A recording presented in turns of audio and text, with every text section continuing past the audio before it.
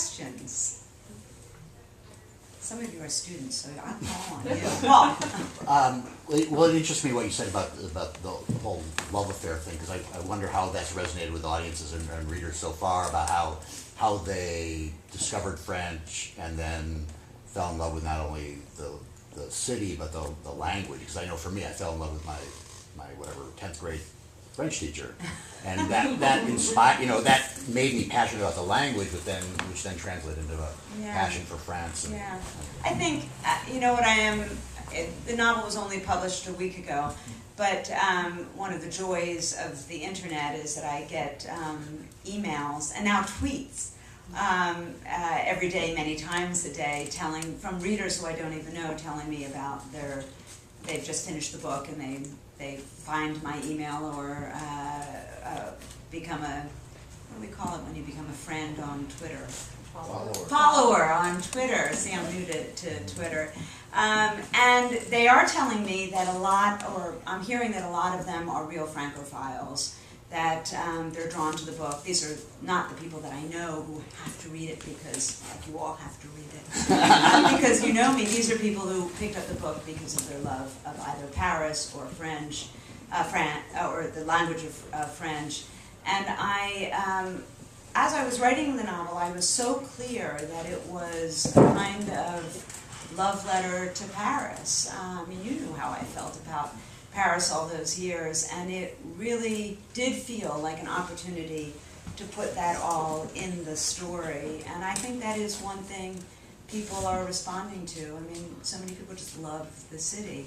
The other thing that's kind of interesting that I'm hearing is that one of the things that I'm exploring in the novel is what happens when we're taken outside of our comfort zone, which happens in any country that you go to. I think that's the consequence of traveling abroad.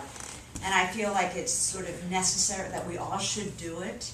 I am so thankful for having had that experience of having lived abroad, and I think it changed me in so many ways, but profound ways. And one of the themes that I explore in all three of the stories with all three Americans, whether it's the expat or the tourists, is how they are being affected by being in a foreign city, by being uncomfortable speaking a different language, or comfortable and yet it's not their own language. The culture being different. When you're outside in another country, there's a way in which you're kind of made to be more alert, more aware of your surroundings. It keeps you off guard. I like that. To me that, especially as a writer, it keeps me kind of tuned in and taking notes and conscious of the things that in daily life here we might just not notice. But I think for a lot of people that's uncomfortable, right? If you can't express yourself.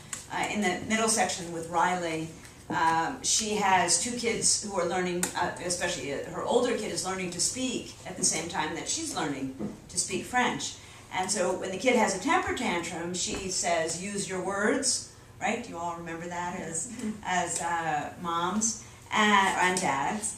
And as adults, when you're in a country where you don't speak the language, what does it feel like when you can't use your words?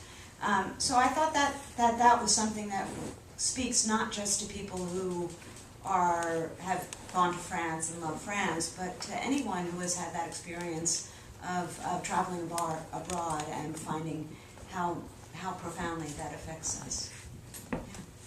Yeah. I have a question about the writing process. Of course. I'm curious if so obviously it wasn't three distinct stories, but there was some weaving together. Right. And was wondering, sort of a two-part question, if you went back and forth between, going back and forth between the three couples, right, or from the beginning you had them, and I wondered, I guess the second part of the question is, in making that decision, if there was some back and forth, was there was definitely like, I'm not going to bed till I finish this story, and then you've got 2 pages into the next one, you're like, okay, I'm not going to bed. So was it that deliberate in terms of page turning aspects, or was it just the way the story came up later? So there's an odd structure, for those of you who haven't read it yet, there's an odd structure to the novel, and so odd that I really had worried when I was writing it that I'd never be able to sell it because it's not a conventional novel. Boy, was I wrong. But it also, for my students who are here, is a wonderful example of, you stay true to the voice in your head and the story you want to write rather than the story that you think will sell. So when I conceived of it and thought, oh, these are 3 different Americans in Paris, I decided to make it on the same day so that there would be a kind of immediacy that these 3 pairs of people wandering around Paris were happening on the same day, and that I don't want to give anything away, but they all end up at the same place. But I wasn't sure how much they would connect. And interestingly, I knew right away that the tutors the French people know each other. They all work for the same company. They meet for breakfast before they get their assignments of who their student is for the day, and that would be in fact more of a tie than the Americans. But a lot of it came to me as I was writing, and I just knew that somehow I wanted to contain these 3 stories, or 6 stories as they end up being, because you learn the tutors' stories as well, in one novel. I did not want to write a collection of linked short stories. I wanted it to be a novel. So but I wrote them separately. Jeremy's was the first, and now it's the 3rd. And Jeremy's was the first because that's where the idea came from, was the guy who gets this goddammit beautiful tutor for the week. And I actually felt really tied to that story and thought this has to be the first story in the collection. And later on I realized, for a couple of reasons, it's a quieter section of the novel, and I didn't think it would be right to start the novel. And also it's in that section you find out why they're what's going on at the end of the day that they're all meeting. So I started scrambling. So it's a wild process. I mean, you don't know very much when you're starting. There are a couple people here who are in a class that I teach, just one, the Novel in a Year class, where I take students through the process of writing a novel in a year. And one of the things that I talk about a lot is you discover what you're writing in that first draft, that you don't plan it on. I'm sure Joyce, is that true for you when this is Joyce Maynard, the wonderful writer Joyce Maynard here. And you don't write an outline or know where you're going so neither do I, nor do I think it's a very good idea. I think it's a much better idea to discover while you're in the process who your characters are and where they're going to end up. But what it means is that there'll be a lot of rewriting.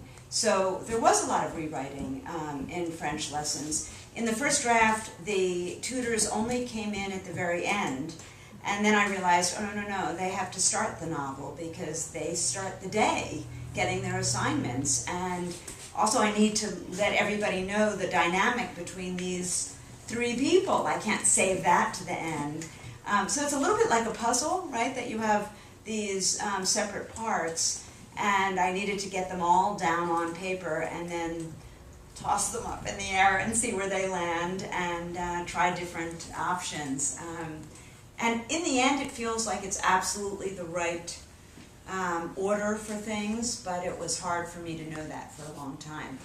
In terms of the second part of the question of page turning, I had the feeling that making it all happen in one day, the goal that I set for myself was that in this one day, I want these 3 Americans to have their lives transformed by the end of the day, that they'll be different at the end of the story that they will in the beginning of the story, that what happens to them has to matter.